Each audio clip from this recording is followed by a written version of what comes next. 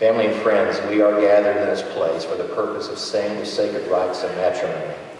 And before we do that, I know that Troy, the father of the bride, would like to say a few words to his daughter and his new son-in-law. Aubrey, 21 years ago, this journey began. And you were placed in my hands for the first time. Those were nervous hands. Because at that moment, the weight of fatherhood went from concept to reality. But even though they were nervous hands, they were willing hands. Willing to walk with you through the adventure that awaited us together. Through the joys and the sorrows, my hands were willing.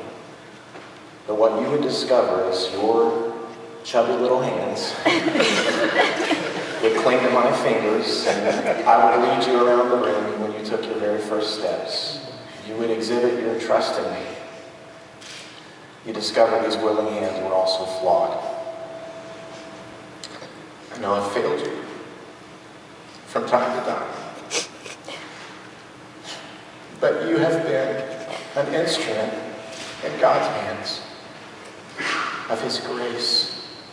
Sometimes indirectly, sometimes very pointedly indirectly.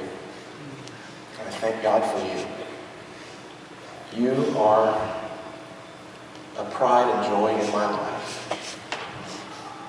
And then about 2.5 years ago, you brought this guy into my home. We shook hands for the very first time. Talk about nervous hands. Those were nervous hands. And then come to find out they weren't wrestling hands, but basketball hands. Casey, what I came to discover is that your hands are loyal hands. One of the stalwart characters I've seen in you is your loyalty.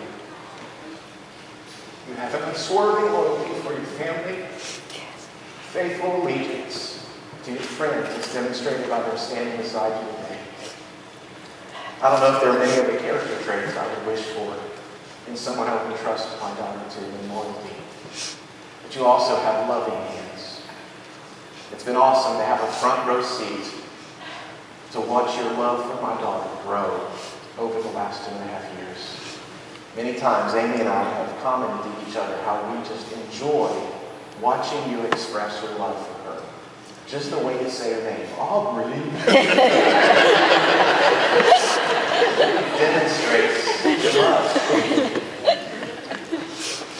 But besides loyal hands and loving hands, your hands are the Lord's hands.